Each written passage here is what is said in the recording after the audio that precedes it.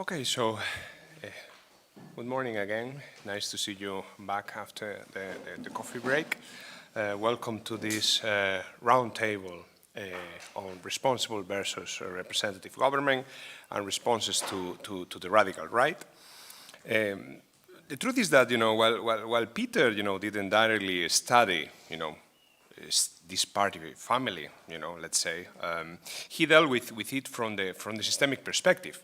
When Berlusconi was, let's say, starting his, path to power, they already wrote the famous cartel party, thesis article where they make an important prediction. I think, is perhaps, the most important part of that article about the rise of the challenger, right, and the establishment parties as a result of the cartelization of the party system. And this has certainly been fulfilled in the last, decade, especially I think after, the Great Recession. In a way, one no wonders why, one of Peter's first disciples, Katz and Mair, was working on this, inspired by, Peter's work. Inspired also by Peter's posthumous book on Hollowing Democracy. I also co-authored an article recently in the Journal of Democracy where I look at the consequences of the crisis of representative democracy, and specifically I made this argument that we need to look at the causes, right, of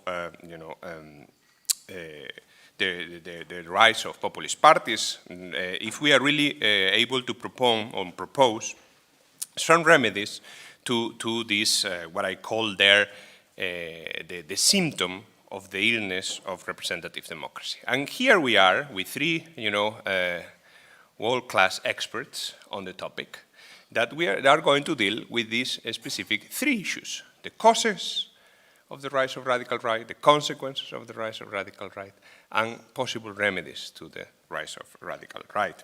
I have here to my left, I have Dr. Sanna Salo, who is, a postdoctoral fellow in the Finnish Institute of International Affairs. I have to my right also Dr. Nina Liljekvist, I hope I pronounce it properly, who is committee official at the Swedish Parliament. And then we have Professor Jos van Spanje from Royal Holloway University, who will be talking about the possible remedies. So with that, I would like to leave the floor to our, speakers. We have organized the roundtable in a way that they will be presenting some initial ideas for further debate during 10 minutes each. Later, we may have a small interaction among the members of the panel, and then we will open the floor for questions and further debate. With no further ado, Sanna, the floor is yours. Thank you. Thank you. I will be talking about the causes for populism, and I wouldn't say I have exactly studied the causes of populism in my own research, but I have certainly done some work in which I have come to reflect a lot on what might be causing this phenomenon, which many of us have studied. So I thought that in these short remarks, I will shortly recap the main strands of the literature and the main dichotomies that have been proposed in order to explain this phenomenon, and then offer you my take on the literature and what I think are the most important things to look at, perhaps now and in the future. So the first such dichotomy in the literature is that between demand and supply side explanations. The second is between accounts that emphasize the socio-economic and, on the other hand, the social cultural grievances behind the rise of populism. And the third dichotomy is that between structure and agency-based explanations. So to take first the demand and supply side explanations. So demand side refers to the changing grievances, changing wants from the side of voters, and how this has changed. And these are typically divided into two, the socio-economic or the socio-cultural grievances. So within the economic camp, Accounts such as Piketty, for example, pay attention to the widened gap between the haves and have-nots in Western societies, that is to the increased inequality and the worsened economic outlook, particularly for some occupational groups that used to do better in the near past, such as manual workers.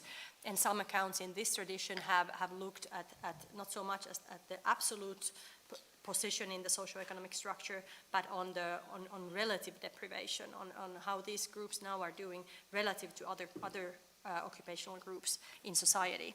And within the socio-cultural side of this type of explanation, attention is paid to the growing prevalence of post-materialist and multicultural values in Western societies, coupled with real-world changes such as increased immigration flows to countries such as US or several Western European countries. And that this is then believed to have caused a backlash from those groups in society that hold a more traditionalist authoritarian societal views.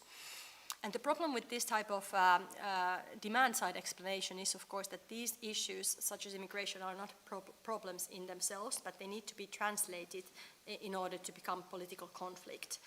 And in these translations, institutions play a key role, institutions such as parties. So demand-side explanations tend to be rather structural explanations in that they emphasize these structural dynamics which are common to many countries, but they can't really explain why populism takes different forms and different magnitudes in different countries. So here's where the supply-side explanations come into the picture.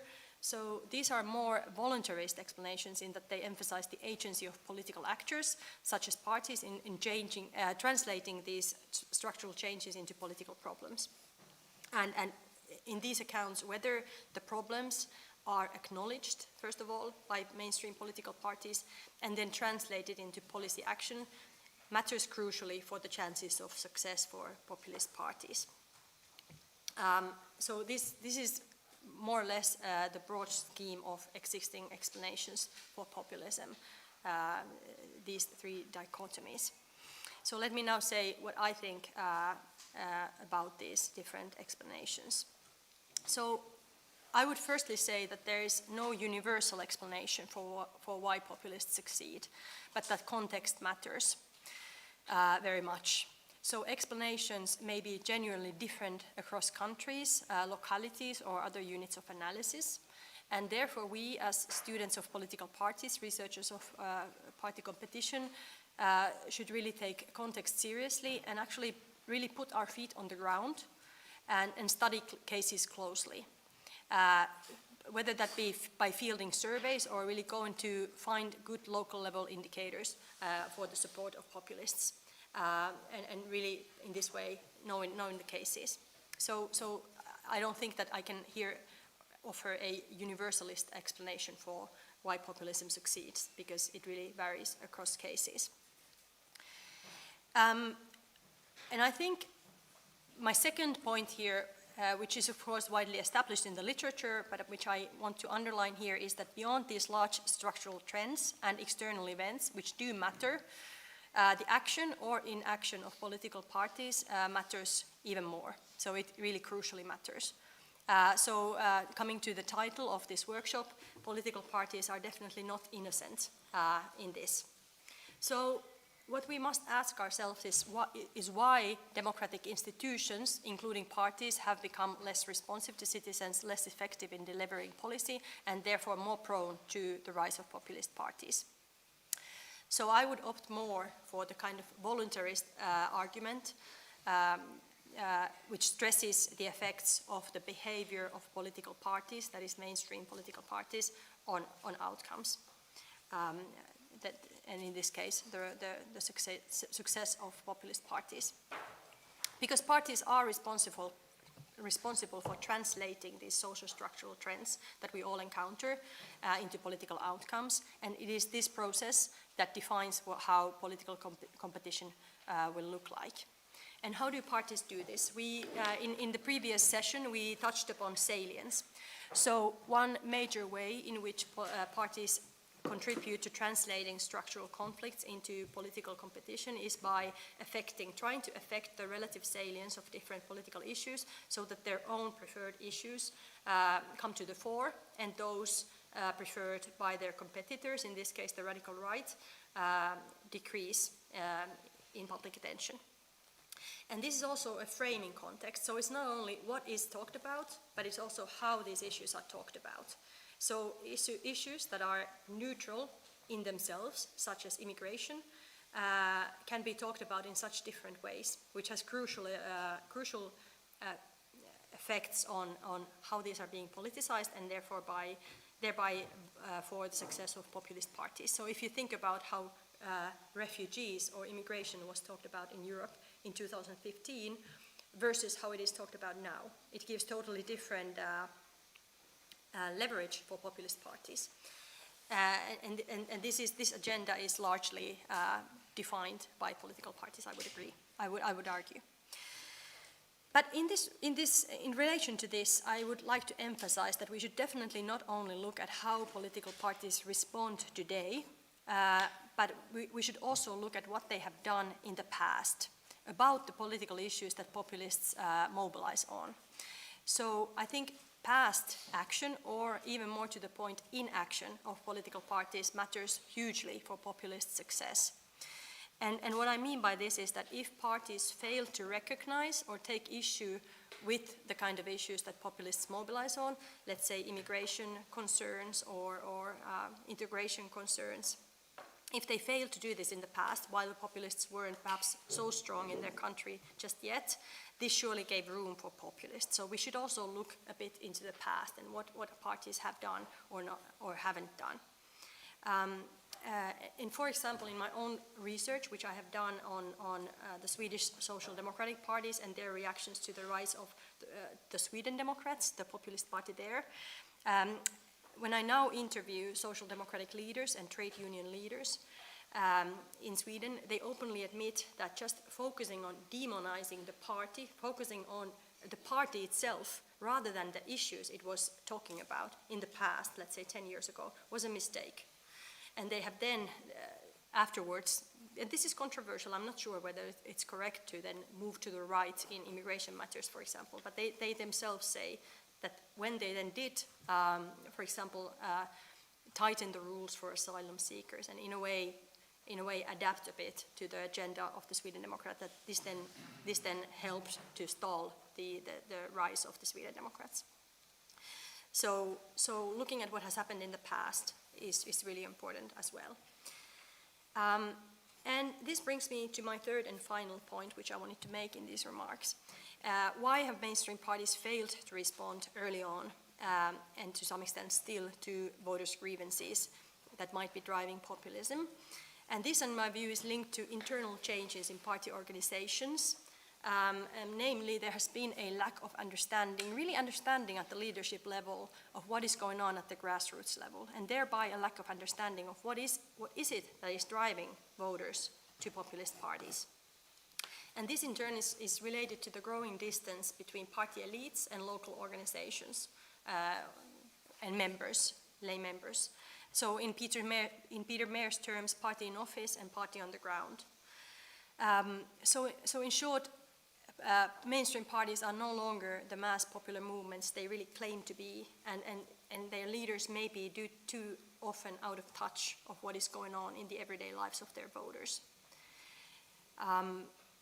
And yet research, for example, for the Swedish case, has noted the importance of what you might call descriptive representation for voting choices. So people are more likely to vote for candidates who they find resemble themselves. So if the radical right, the populist radical right, manages to mobilize a vivid local citizen movement with candidates whose profiles are close to their own, close to the common people, that in itself might be a winning strategy for the populists. So my third point is that there's a gap between the leadership and the grassroots level, and the party life, organizational life has been centering perhaps too much on the parliamentary party group at the central party organization, and this has caused difficulties in really understanding what might be driving voters to populist parties. These were my remarks on the causes. Thank you. Thank you very much, Anna. A lot of food for thought. I already have a couple of questions for you to answer later. Please, Nina, the floor is yours. Thank you. So my PhD studies really revolved parliamentary behavior, parliamentary politics. So when I was tasked to talk about populism, which is not my expertise, I decided to talk about from what my viewpoint, in terms of research and also in terms of my professional work. So after my PhD studies, I stayed a bit at the Swedish Institute of European Politics, and now I'm only at the parliament as an official. And I work with, like I said before, I work with the parties quite closely. I've been there since 2014, and I've seen this, like Sanna talked about, the entry of the Sweden Democrats and their kind of rite of passage into becoming increasingly accepted and normalized and moderate. So I'm going to talk about a few possible consequences that might be general for several populist parties. I think they're illustrative in the Swedish case, and the case in point here is, like Sanna very elegantly already introduced, the topic, the Sweden Democrats. And these are the four themes, or the four kind of possible consequences, so to speak. So just the few of you might not know the case. Rather than talking about its ideological roots, it's a party image that really builds on the past as what we should go back to. So the golden days was the Swedish democratic welfare state of the 1950s. Everything was very, very good then. And nationality and also the welfare state was constituted by Swedish people. And that's not culturally assigned, but something that's inherited essence. And this is then threatened by unrestrained immigration from not only non-European, but particularly non-West European countries. And established parties, particularly Olof Palme, then Social Democratic Prime Minister during the 50s and 60s, are to blame for this betrayal to the Swedish population. And they got into parliament in 2010, 7%, and that's when the Swedish exceptionalism ended. All other Nordic countries had populist parties in parliament since several years back, where Sweden remained kind of spared from this experience. There was a flash in the pan experience with a far-right, a very peculiar far-right party that combined a very staunch pro-European policy with anti-tax reforms in the early 90s, but they went out. Sweden Democrats, though, had definitely stayed, very steady increase in vote share. The recent polls indicate between 18 and 24%. 2 years ago, they were polled as the largest party in the Swedish party landscape. Not the largest opposition party, but larger than the Social Democratic Party. So the first consequence, at least for the Swedish case, is that they sit very uneasily between the two blocks, making government formation and budget process very, very difficult. And what's happened is that in 2014, they got enough seats to completely stall the budget process. So the Red Greens managed to form a government, but they couldn't get their parliamentary bill through parliament. And what happened was that we didn't have a budget. The state didn't have a budget. What happened was that in December, the conservative bloc agreed to accept the red-green government and their budget. Basically, the opposition agreed to not being opposition anymore. A similar thing happened in the next election in 2018. There were no government formation. From September, the vote results were very clear. There was a complete deadlock, and it took until January 2019 to form a government. And I know that in Italian experience, this is not very rare. In Sweden, it was completely shocking to the self-image of this kind of very well-behaved and quick and easy and effective ways of doing politics. And the January agreement is then, it was a 7-3-point deal between the Red Greens, the Centre Party, a very staunch neoliberal party, should be mentioned, and the Liberals. And the big loser of this deal was definitely the Social Democrats. I've seen studies that they were the ones that had got the fewest of their policy into this agreement. And they also, the Social Democrats agreed to policy measures that had up until then been completely unthinkable. For example, abolition of profit restrictions in the welfare sector, a neoliberal reforms of the labor market, and so on. And I think this then can be described as a transition from contract parliamentarism, which has had been the case, the standard of Swedish politics for years, until 2019 and 2014, where we see this move towards parliamentary pacts to where the key objective is to exclude one party rather than having some sort of strong minority parliament with their own policies. And I think that the main explanation here is the pursuit of office and votes rather than policy. The second one is this very classical idea of irresponsible behavior, both inside parliament in terms of upsetting parliamentary protocol and procedure, and also in public. Some of you, I think maybe Sanna, have heard of this iron pipe scandal where Swedish Democratic MPs ran around the center of Stockholm with iron pipes, chasing immigrants. There's also groping, sexual offences scandals.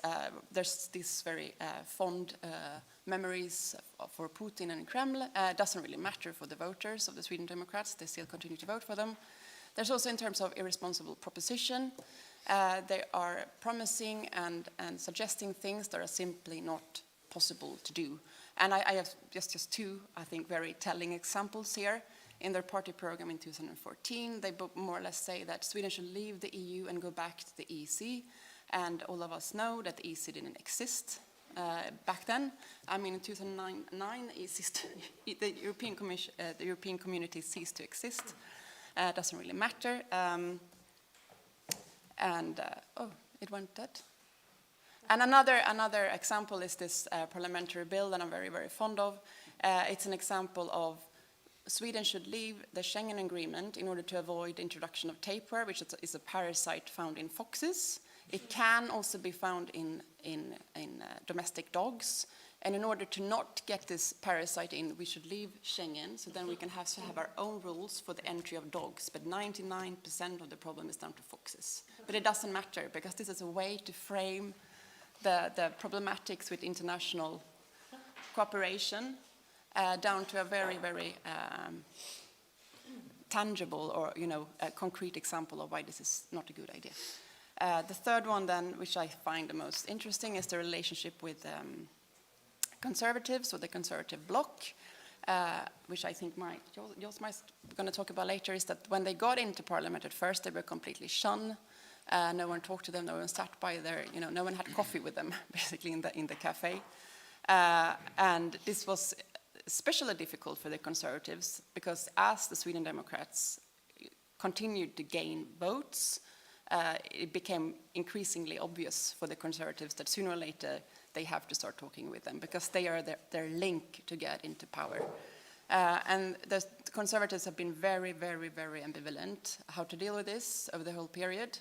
And to use a phrase of the Rubicon was crossed, this really can be pinned down to the 4th of December 2019, when Conservative Party leader Ulf Kristersson said that, yes, we're going to start talking with the Sweden Democrats. Cooperation will start, and we will going to find possible routes forward for this. And then I wanted to show some data on how much unity there is between the Sweden Democrats and the Conservatives across this period that they have had parliamentary representation. And it's been a very mixed picture. So the first year, I think it's very telling of the Sweden Democrats getting into parliament, being a junior populist party, not having that much of a program themselves, and just voting in line with the Conservatives. They basically were just a supporting party. And then little by little, they started to realize that they can put pressure on the Conservative bloc in order to get their support.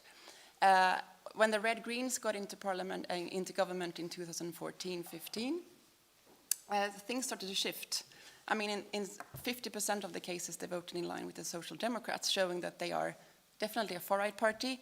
But in terms of welfare policies, they're very, very much to the left, much, much more to the left than the Conservatives. And then, over the last few years, there have been a steady approximation of the Conservatives and the Sweden Democrats. They have gotten closer to each other, and I think, I don't have data for the last year, but it would be higher, I think, than 2020-21, that parliamentary year. So now they're getting closer, and I think this is really preparing for a conservative far-right bloc in the election in September.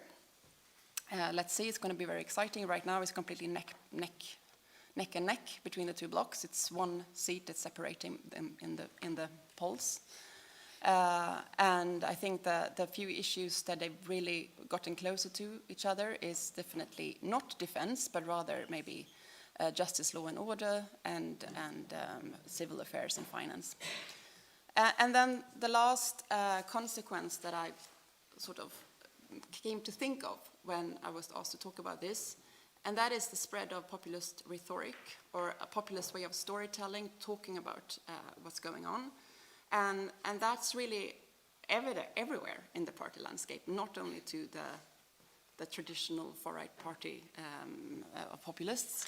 And I have a few quotes here, which I think are telling of this shift in the storytelling or in the rhetoric, to start lending, I'm not a linguist, but lending words and phrases from a populist way of talking about politics. For example, the will of the people, that parties are ignoring the will of the people, or that democracy is threatened somehow. I mean, all of these agreements that I mentioned before, the January agreement and the December agreement, they are completely legal, so to speak, if you look at the constitution. But they are described by the opposition parties as illegal or threatening democracy. And I think this is a very, very dangerous way of talking about politics. A very recent example is also the Minister of Justice, who say that now they are seeking to grab power by teaming up. So he describes a situation where two parties that decide to cooperate, that's a way to grab power from the people or from the mainstream parties. And I know the time is short, so I'm going to stop there. And should I open your yeah. Oh, yeah. Yeah. Thank you, Nina. Joost?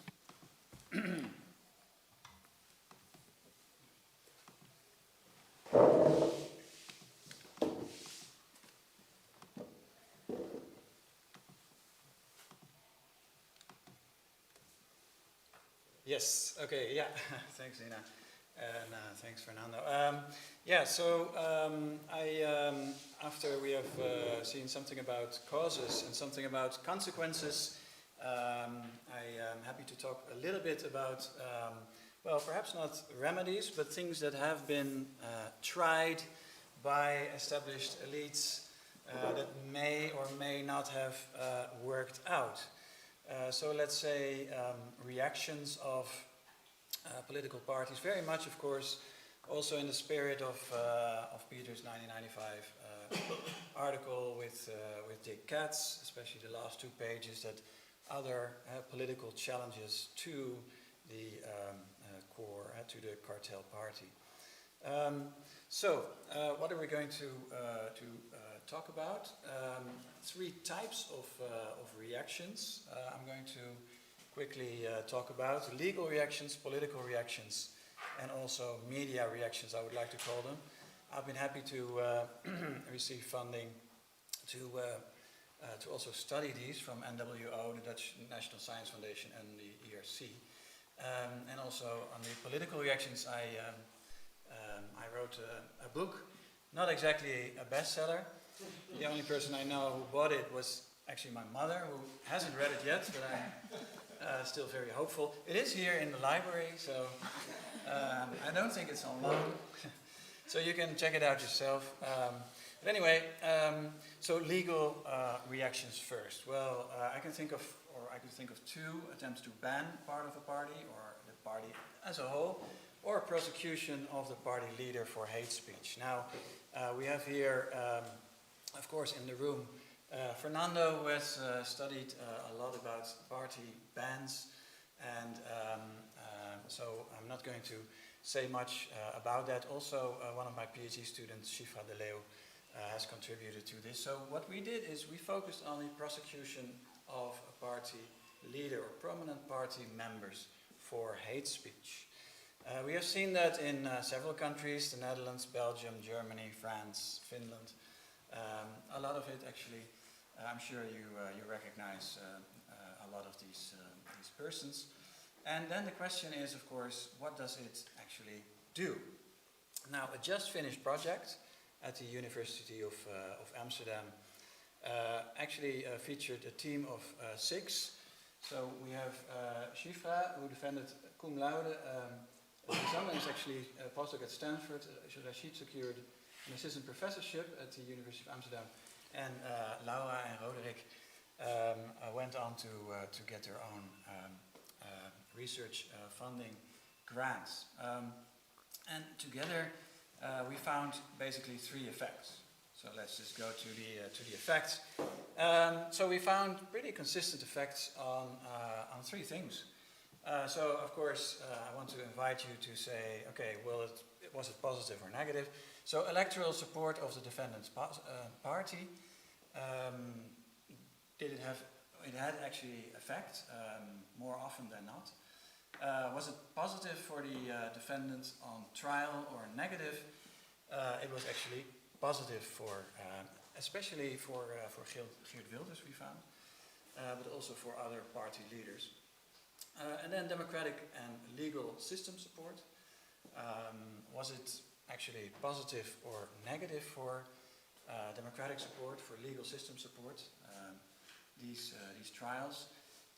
Here we find a negative support on both, for example, published in the British Journal of Political Science with Roderick. And then hate crime.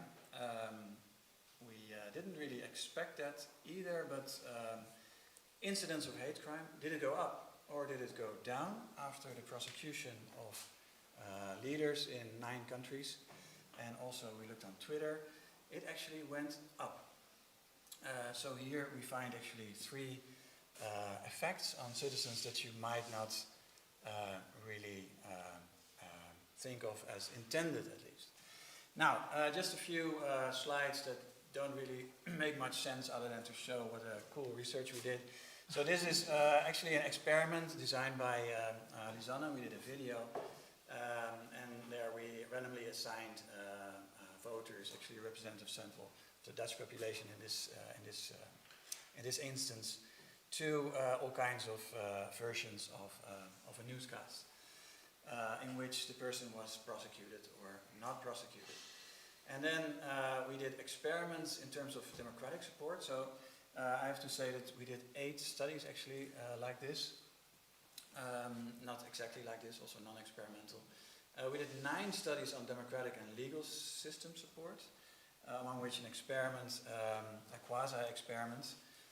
Here we see, for example, Wilders, this is about Geert Wilders, who was convicted on 9 December 2016 at 11:25 a.m., where you actually find a direct reaction in a survey that was in the field among those who actually are very much critical of multiculturalism. Still 1 out of 3 people are Dutch citizens. And we also did, for example, panel surveys. For hate crime, as mentioned, we look at police reports, but also on Twitter. Again, this is 9 December 2016 at 11:25. What you see here is how Twitter reacted to the conviction of Geert Wilders. Anyway, happy to take questions on that. Political reactions, B, the second one. Much more briefly, basically we have already, this has already been discussed, that you can actually exclude a party, such as the Sweden Democrats, which has been excluded. You could call it, it is a pariah, or not. And Sanna also mentioned that you can actually address particular issues quite explicitly or not, as a mainstream party or not. And then, the whole argument is quite simply that in this corner, that actually hurts the challenger party, in this case the radical right party. Also inspired by Peter's work, but also Giovanni Capoccia, who also did his PhD here at UI a little bit before our time. So for example, going back to 4 elections 5 years ago, you can basically color the reactions of 4 conservative prime ministers to the challenge, where you expect the Dutch party, PVV, to actually do less well than expected whereas the others you would not expect that. Okay, now the argument was tested again. You can read it all in the book, and yeah, there has been also other research challenging this, which I very much welcome. Very interesting discussions. I think this is going to be a lot more discussed in the future. But basically, so the argument is that not just any voters, but especially policy-oriented voters, actually stop voting for the party when there's this particular combination of reactions. Anyway, finally, media reactions, as you might call them that. We looked at all kinds of media reactions. You can say silencing, as we have seen, for example, in Sweden in the 90s, ridiculing a party, which was the Dutch national hobby in the 90s, or stigmatizing a party, and what we have found consistent effects for, and I think these are actually the most consistent effects that we have found in experiments, in non-experimental research, and also much more consistent than I anticipated, than I expected, is the stigmatization of parties. That really hurts these parties. Also looked at, for example, by Wouter van den Brug, our colleague at the University of Amsterdam. Yeah, very promising, interesting avenue here. And it also speaks, of course, to the Swedish case, where, basically a purge, as I understand it correctly, was being performed to get rid of all kinds of neo-Nazis in the party. Finally, what we have now is a team of 9 in London, working on the ERC Consolidator grant on new political parties. Also, again, Peter has worked on new political parties, so we also take that as one of the starting points. I'm not going to go through all the research questions, but it's basically about a very simple question of why do some new parties actually survive and most others die, and what does it have to do with the media? I invite you to look at our website that also contains all the members currently at Royal Holloway, University of London. And yeah, again, happy to take questions on this. Thanks.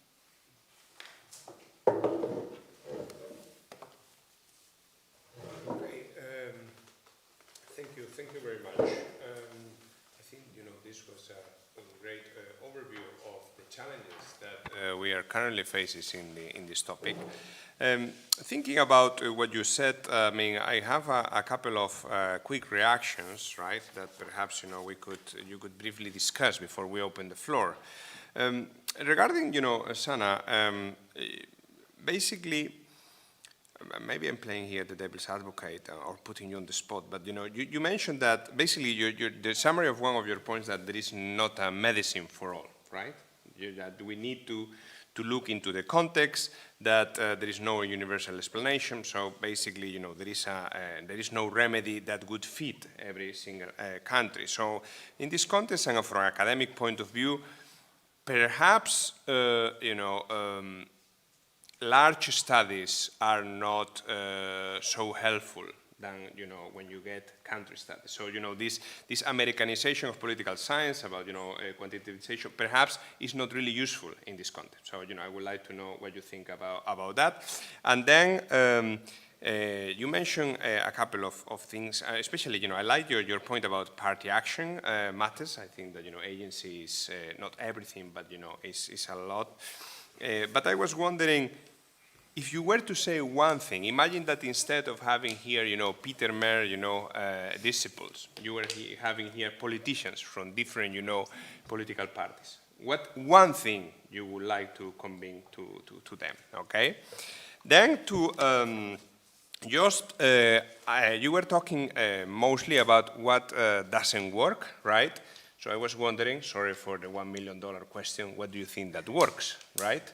And then, in relation to this issue, because, you were talking about, the legal responses, the political responses, the immediate responses, but, there is the accommodative response, right? The accommodation of this a bit what Nina was talking about, right? So in this context, and talking about the consequences, what do you predict for the future? Because, out of your presentation, I would talk about a contagion effect. So in reality, sorry for the expression, but it's the Swedish Democrats who are the tapeworm of Swedish politics, right?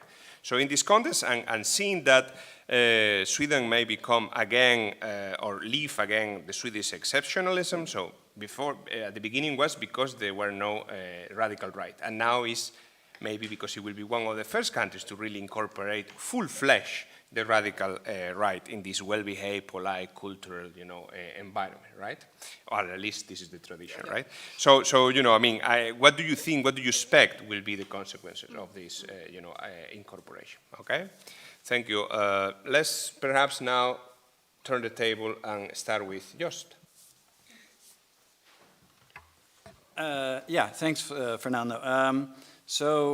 Let me just address the issue of accommodative responses as well in the language of the influential articles by Bonnie McGee, of course. So that I would say goes under the political reactions flag, which is basically in the, we like 2x2 tables, right? So that's actually under the, in the 2x2 table under the, what I call, there is a parrot party, then it basically means accommodative response. So in combination with actually excluding the party, making very clear that the party is systematically isolated, that might actually scare away, or that on average scares away voters. Turning to your question about what works, well, the only thing that basically works like in a more how do you call it, a more consistent way is to the extent that we have seen it, and also others have studied it, it's really this systematic stigmatization, is really this demonization, as it's also being called, about the Sweden Democrats a few moments ago. That can, and it's a mediated, moderated effect that we find, but that can actually also, again, make voters actually shun these parties under particular conditions, and that's obviously also why parties want to get rid of anything that can actually connect them with extremism. I think that here, and I will go back now to you, because, context matters, I think. Because, for example, in Spain, the demonization of Vox has done totally the contrary. Demonizing Vox has, propose and make, his support rising. So perhaps, we come back to this context matter that Asano was talking about. So I'm a bit uncomfortable getting into the whole methodology debate here, also because I'm partial. I do case studies myself. I wouldn't claim that there's no role for quantitative studies or large-scale studies. There is, for sure. But I have a general feeling that for some time, both the political elite and perhaps also researchers have been a bit puzzled about what is really going on. Like, why is this phenomenon dragging on and on? We can't really understand. So for this reason, as I said in my remarks, I think that there's a duty also for researchers to really put your feet on the ground and get to know the local context and get to know really the root causes or the root reasons for why people, why is it that people have these grievances that they seem to have. So in this sense, I would say that yes, there's definitely room for whether it's case studies, whether it's even ethnography, things like this that haven't been really fashionable, as you say, in political science in recent years. And continuing from this, if this was a hall full of politicians, I would say listen to your members, listen to your voters, get to know them, don't just sit in your castles in a way. I don't think it's just, I think it's actually true that some party leaders are really detached from the reality in which voters live. This is what I would say. Thinking of members of Vox and Podemos, the two parties I know most, radical right and radical left, I'm not sure if that would be the thing that I would ever tell them, but it may make the parties even more radicalized. Nina, please, going back to this accommodation. Yes. So the first thing that came to my mind is that the party the Sweden Democrats had joined in 2010 into the parliament is not the same party as it is now. Like I said at the start of my intervention, is that there has been a rite of passage from a very junior, immature party in the sense that they were very much a single-issue party. They had difficulties finding people to, really people to get into parliament. So there was a terms in personnel. They didn't have the resources. Whereas now there has been this remarkable purge or makeover over several years. They've literally kicked out the most extremists. They also during, MPs have been kicked out, and then have become wild parliamentarians, joining Alternative for Sweden instead. So this has been a dramatic, at least on the surface, very much a makeover. Then what would be the consequences if they would now really team up with the Conservatives and get into government? What previous cooperation between the Conservatives, the Sweden Democrats, and the Christian Democrats, for example, their budget got majority in December last year. It's the power asymmetry between the Conservatives and the Sweden Democrats is huge. It's the Conservatives calling the shots. So if you would compare, so what they basically did in Parliament was that they fused the Conservatives' shadow budget with the Sweden Democratic shadow budget, and it's 90% the Conservative budget that won. So they only have a very small influence in terms of the actual result. At the same time, I think that all of the Swedish parties have moved to the right when it comes to immigration, and this is because of the 2015 immigration influx. And at the same time, I think the Conservatives have moved to the left on certain welfare issues to accommodate or co-opt Swedish democratic policy options. So there's this very mixed way of dancing this dance that the Conservatives and the Sweden Democrats are dancing right now. But the one thing I'm sure of is that like I said before, the Rubicon was crossed December 2019 when they openly agreed on starting to cooperate with each other, because that's a completely new party landscape that's finding its way right now. So that's my initial reaction. So rather than the symptom, they have become the sickness themselves, it seems. So we still have 25 minutes. I have already two people on the list. So Luciano, you go first. Okay, thank you very much.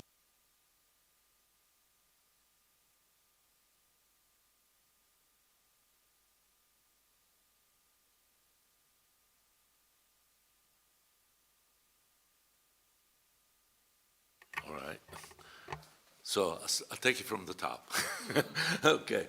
Without getting into the question of the way it is better to approach empirically these topics, I'm wondering, though, why we have a generalized issue with populism almost in all of our known democracies, okay? So there must be something there that has a more general impact than just contextual facts.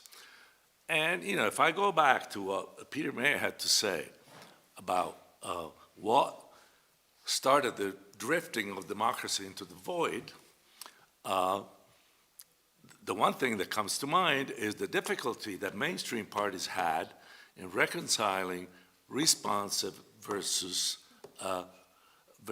responsible government, which was actually in the title of this panel, okay? And what was the problem, according to Peter? That the time perspective that citizens and therefore parties had between the two elements of the tension had changed. It became blurred, it became compressed. So, and then if I look at some of the slides that you have shown, the issues that were at the crux of some of the crises are the ones that foment populism in various countries. Immigration, financial crisis, financial problems, public debt, the crisis of welfare. Okay, so all of this started at the beginning of the millennium, more or less, okay? So financial, economic crisis, welfare crisis, immigration, and so on and so forth. Okay, obviously, this is what Peter said, and this is what I'm still seeing. Are we still subject to a perennial renewal of crisis? Are the crises the cause, or the way politics has changed is forcing us to see everything as a new crisis? So is that what prevents mainstream parties from making responsible decisions, precisely because they are under so much pressure that they have to be responsive on those issues as well? I remember Italy went into its financial hole into the 1980s, in the 1980s, because nobody worried about spending money then. The governments were spending and nobody cared. Now, if you spend one dime, you have to immediately respond. And that... You mean in Italy, but not in other countries. Well, now in Europe, with this plan that we have, everybody will have to at some point. I could tell you a lot of things about Spain. Okay, all right. Well, then you have the same problem in 10 years from now. Then, I know this is the problem. But I'm not saying that everything is happening everywhere at the same time. So what I'm asking here, and so my question is for everybody.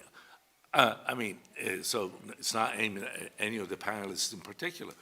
Are we now in a situation in which we are manufacturing politically our own crisis? All of the responses, the media reactions, that I've seen in your presentations, the political reaction, they seem to be extremely instrumental, not really dictated by immediate necessities and problems. So this is what has created a condition for doom of the mainstream parties. Even if they remain with their identities, they're bound to become populist. Are they bound to become populist themselves? That's it. Sorry. That's a self-fulfilled prophecy would be a nice title for an article. Bye, okay. Please. Thank you very much for your presentation.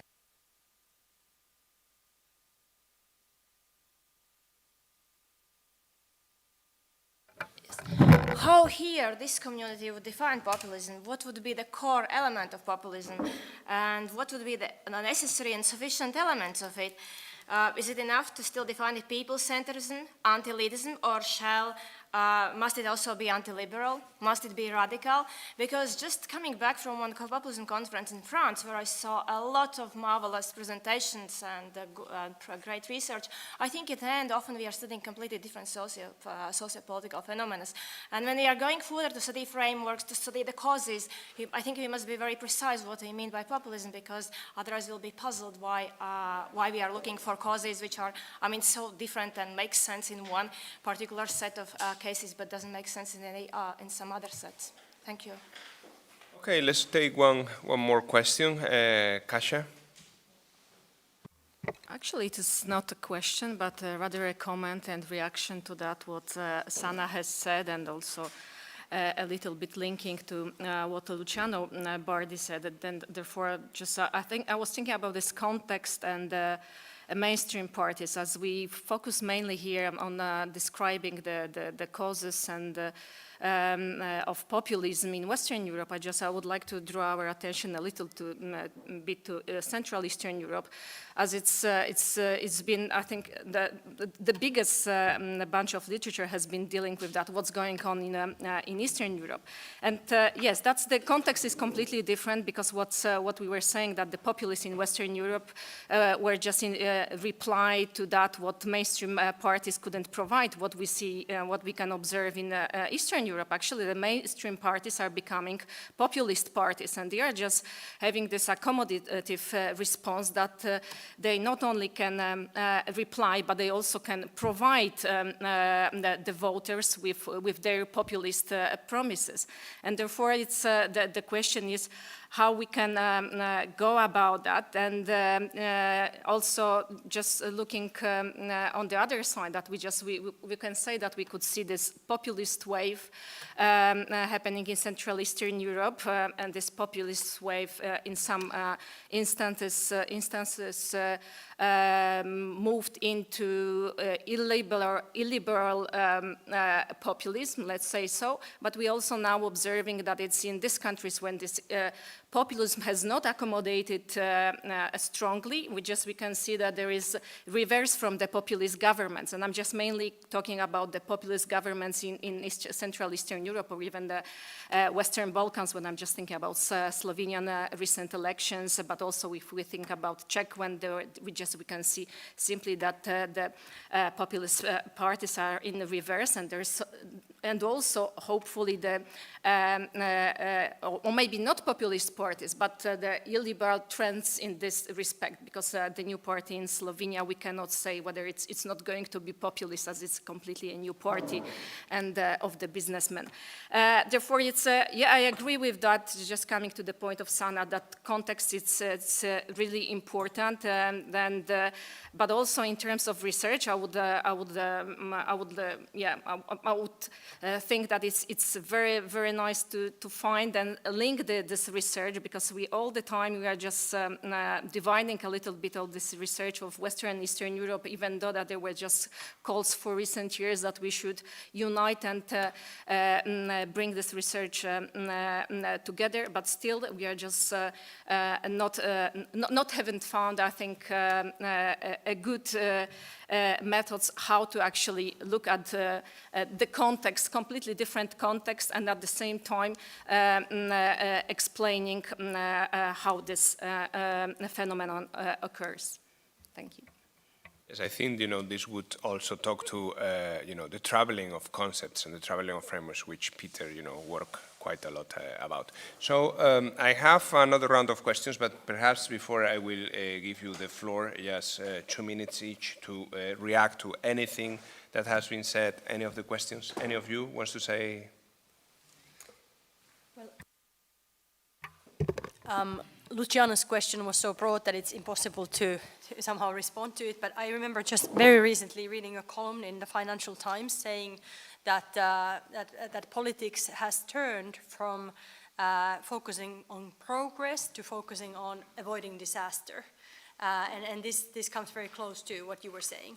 And obviously it is so that if mainstream parties are unable to provide a larger vision of where this society is going, or where individual lives could be going, so a vision of progress, but are constantly occupied with responding to different crises, whether they be self-manufactured or not, this gives room for this type of utopian, non-realistic, irresponsible visions that some of the populist parties may be offering. So in this sense, I think this whole politics of continuous crisis is related to the rise of populism.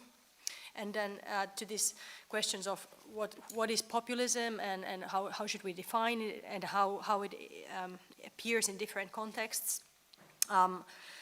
I've been thinking about it a lot recently also, because I've now been thinking with the Ukrainian crisis whether this concept can actually also be applied to international relations. I've been thinking whether Putin is actually also a populist, because he actually the way he talks about the world is that he in a way justifies his authoritarianism and his own rule and his regime by defending one way of life against another. That is the whole Western liberal way of life and culture and so on. So I mean, it's really a fleeting concept, and we should be careful about how we talk about it. Thanks. Soon everybody will be a populist, Exactly. but Yeah. just Yeah, just in reaction to Luciano's questions and great remarks, and also pleading guilty, as Kasia says, to really like focusing on Western Europe. I do not claim any expertise on Central and Eastern Europe, but I think that really captures the core, right? The dilemma between responsiveness and responsible governance, and what trying to reconcile these two. And what we have seen is a constant struggle of mainstream parties to do exactly that, to their own detriment. So I think it should be very clear by now for established parties that they really have to formulate answers to particular very, very salient issues. And I will just very briefly mention three types of parties and their challenges.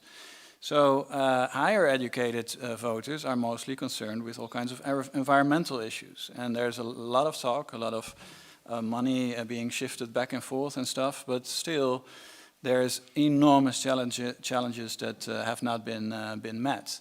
Lower educated citizens right now, or in recent decades, are very much concerned with also a very difficult and intricate set of issues linked to immigration and multiculturalism.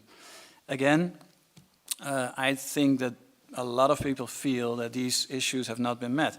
And parties are shifting back and forth to trying to be a little bit responsible and trying to be responsive and perhaps even parroting these parties. But no very clear reaction has been given.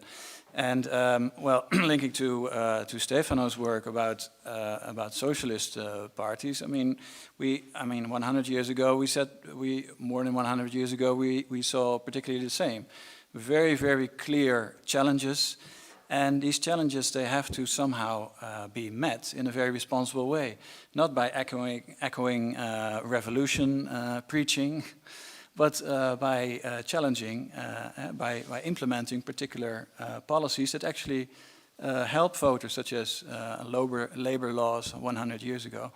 So somehow it's very difficult, but somehow these challenges must be met, and otherwise we keep on repeating these crises, I'm afraid, as you said. well, I think that, what you're saying, this gap, also goes into what Peter was talking about, this long-term and short-term perspective. Perhaps, someone will come with a medium, perspective that would bridge, the gap. So, second round of questions. I have Evelyn, I have Davide, and I have Crystal. I don't know if I'm missing something. And yes.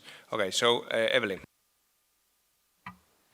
Thanks a lot. So my comment or remarks go to what has been said by Luciano Bardi and also Sanna, and then about a potential reaction or remedy to the populist narrative, right? So I think what I guess we all agree with is that sort of mainstream parties have been running behind the curve. They were responsive mostly to contexts and structures rather than to their own citizens in many cases, yeah. And I think one way or one example that I think shows how populist narratives can be responded to comes from Switzerland, so which has a relatively long history of populist party or populist party that has also been in government and obstructing government pretty much along the lines that Nina also has been telling us about. And funnily enough, or interesting enough, the reaction actually didn't come from within the party system, but a couple of years ago there was an operation liberal movement sort of funded from people who were not politicians themselves, but concerned citizens more, who really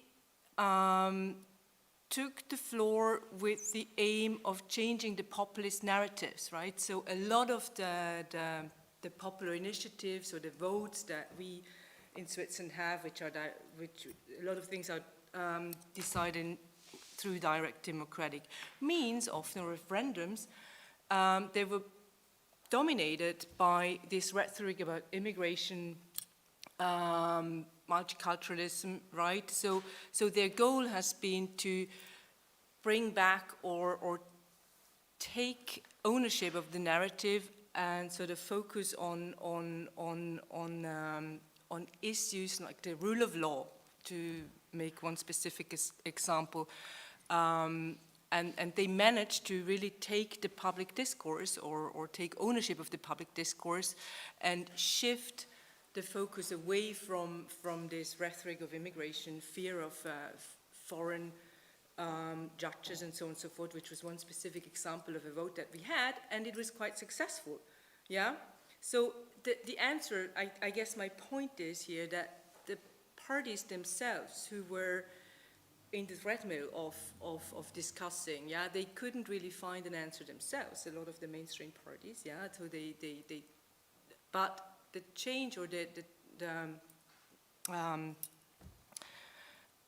came from outside. Now the question is how sustainable that is, yeah, so can this movement go on and be and sort of dominate or change discourses over the long run, or was this a one day or a couple of years success? So the question, I guess, is, or to you, is change possible from within also the political party or the system, or do we need actors who form outside of this system to take ownership and change this populist narrative, which then again refocuses our attention, or the attention of citizens to what is actually at stake, rather than these straw men which are often made up. To be honest, I think this also talks to Kasia and to the context thing, because, you know, it will depend how mobilized and developed a civil society is in the country, certainly, which, as we know, in Eastern Europe tends not to be the case. David? Thank you. I have a comment about the focus of this roundtable on the interactions between, let's say, so-called mainstream parties and populist parties. But perhaps now we are at a stage in many democratic systems in Europe in which the key interactions are actually between populists. So actually we have left-wing and right-wing populists, but even, I mean, let's look at France. I mean, the main actors are anti-system or populist parties. So to what extent is the interaction between mainstream and populist so relevant? I mean, it's still relevant, but perhaps there are dynamics that go beyond that, and we should look at those dynamics. In Italy as well, I mean, on the right we have Lega, Fratelli d'Italia, we have, in France we have Zemmour and Le Pen, so we have populist parties that are becoming more established and are challenged by new populist parties. I think these are the interactions that increasingly dominate democratic debates in Europe. And then I have a second point, which is perhaps more linked to my research interests.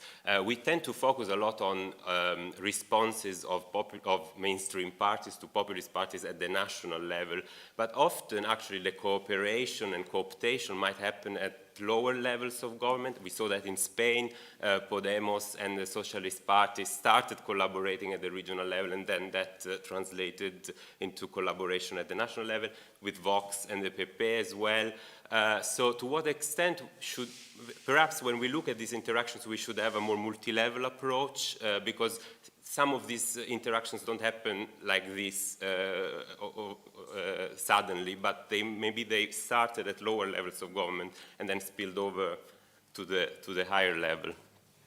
So I mean, I totally agree, and I think that that's why, you know, I mean, accommodation doesn't work, because, you know, you have to take into consideration all these levels. It's like the cordon sanitaire. If you at one level use it, but at the others not, then it will not work in the long term.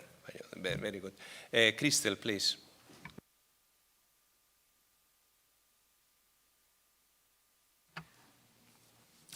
Yeah, so I had a question, I think for no one in particular, but linked to the title of the roundtable, and I think particularly a comment also that Nina made about the parties essentially that say entered, that entered say 10, 15 years ago, not necessarily be the same ones as they are now, the populist parties you're talking to. And I think it links also to actually this question about sort of definition of populist parties.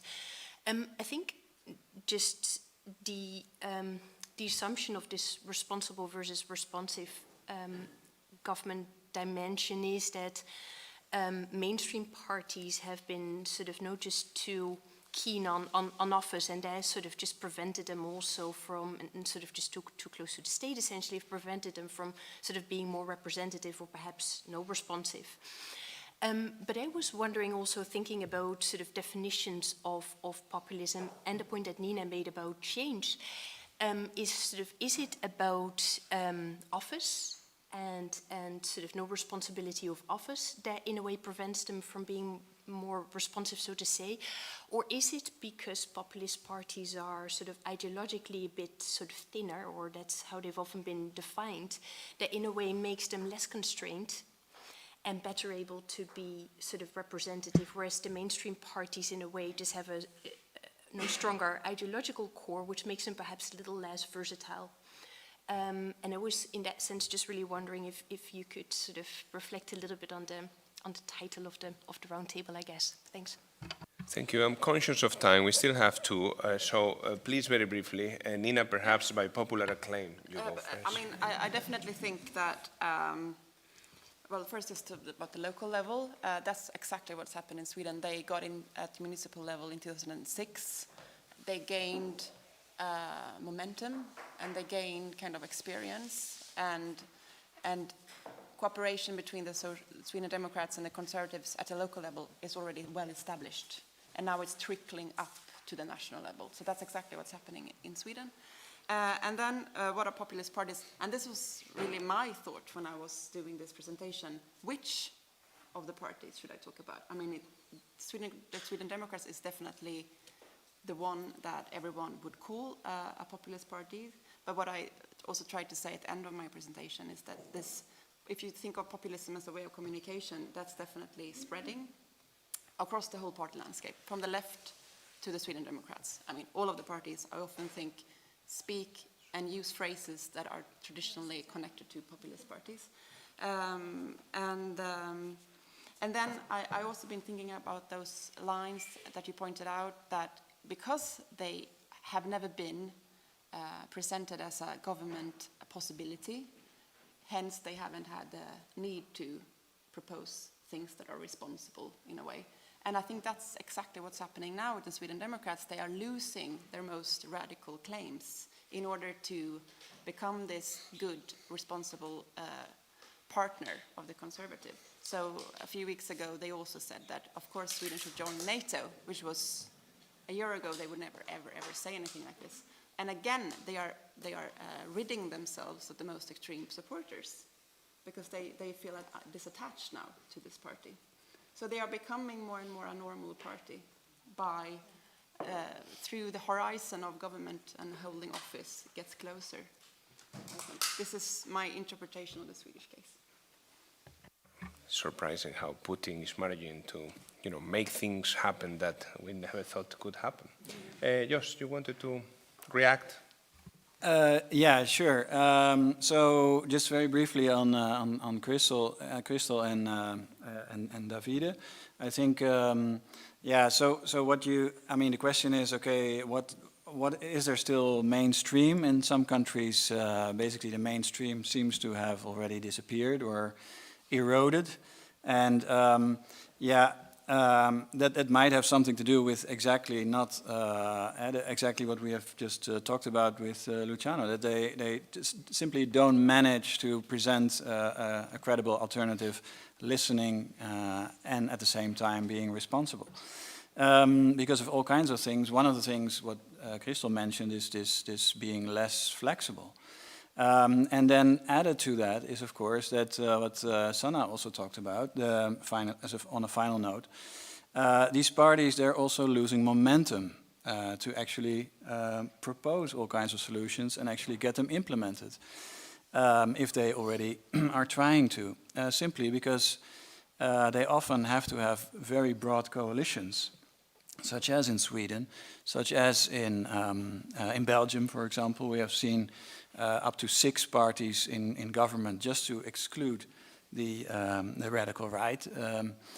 Yeah, I mean, then for voters, it's also very difficult then to see any alternative if they don't manage to actually come up with solutions. And that's very difficult if you're in a coalition ranging from Greens to conservative liberals and everything in between.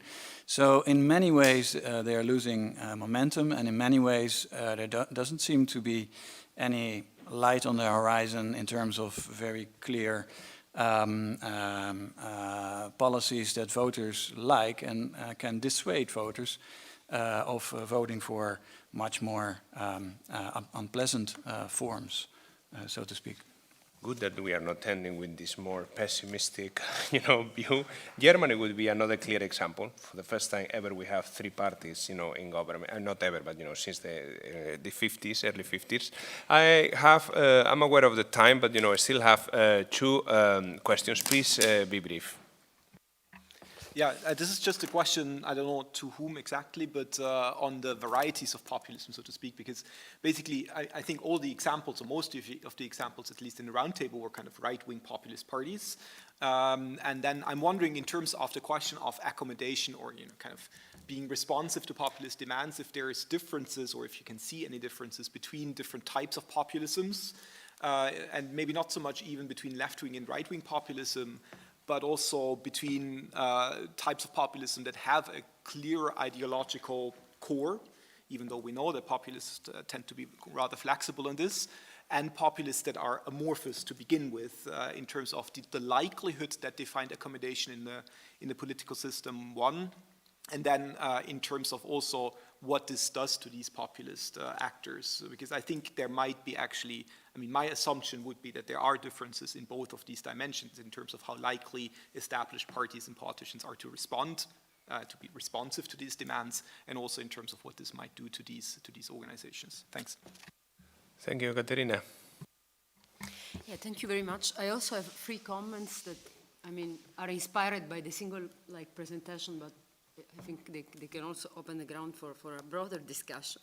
So first, I really liked, Sanna, when you said that perhaps we should take into account how, the changing role and the changing structures within party organizations can relate to support for populists. And thinking about what Davide was saying, I wonder whether, structural changes inside mainstream parties, notably, under the effect of primary elections, are in the long run somehow detrimental to mainstream parties and, beneficial to populist parties. Maybe I am too much influenced by the French context and the recent election, but actually what we saw, it was that the right-wing party, after the elections, radicalized strongly, appointing one of the most radical candidates on immigration stances that at the end was, not rewarded by the broader electorate. So I wonder whether, you have some thoughts on that. And for Nina, I think your experience is extremely interesting.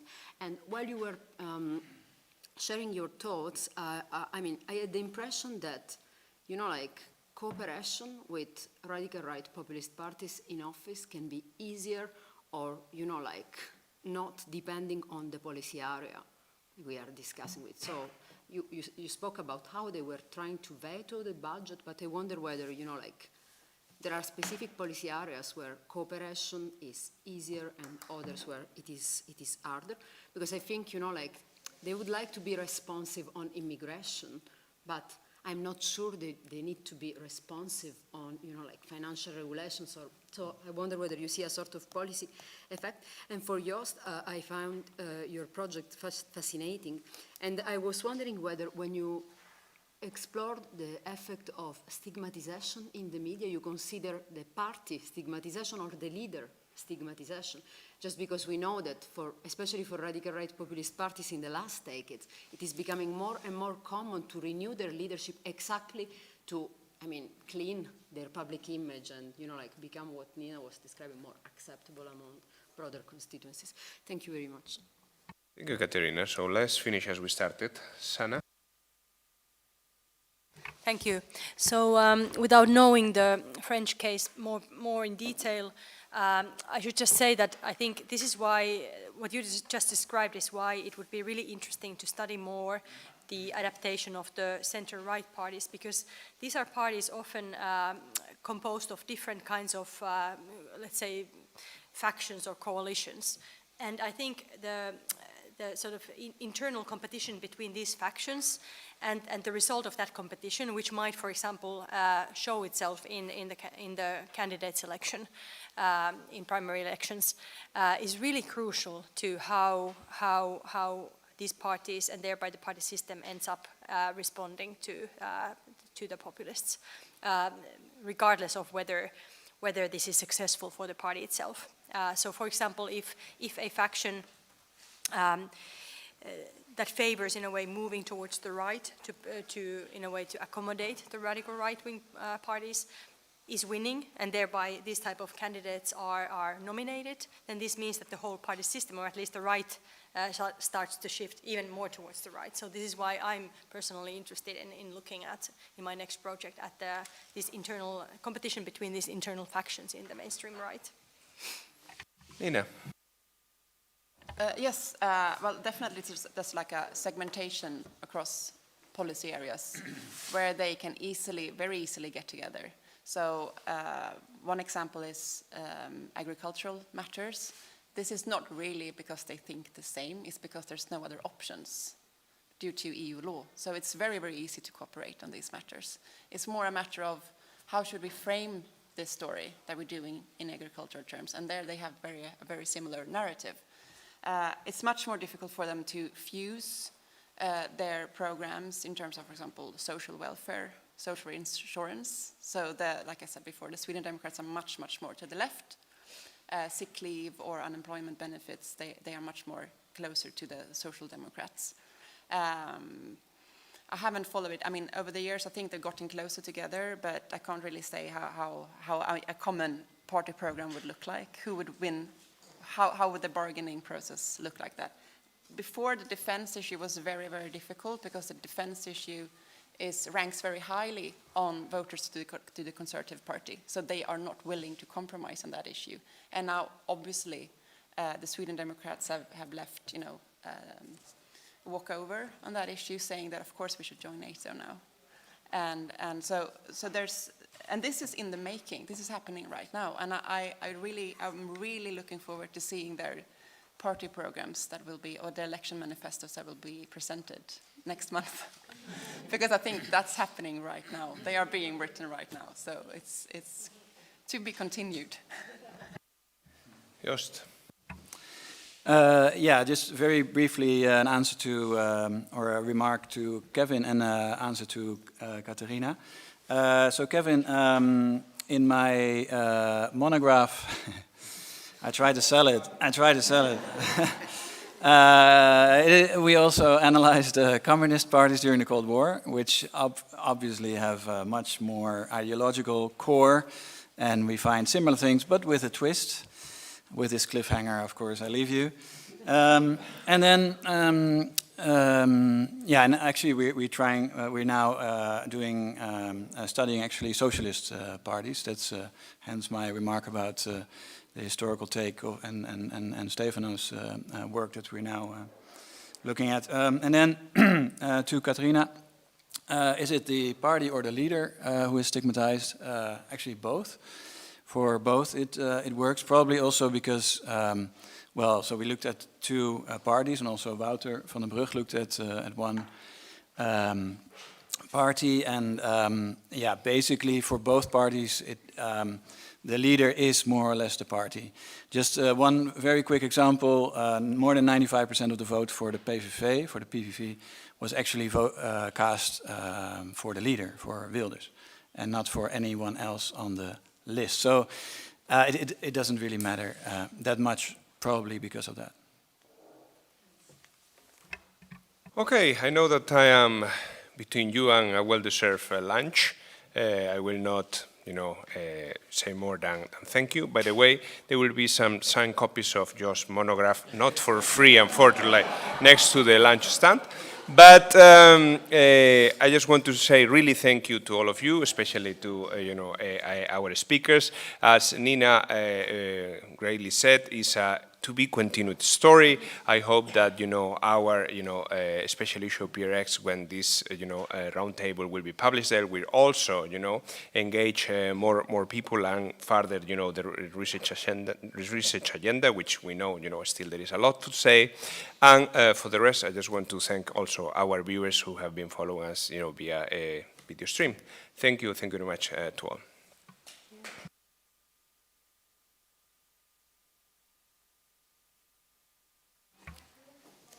Are we offline?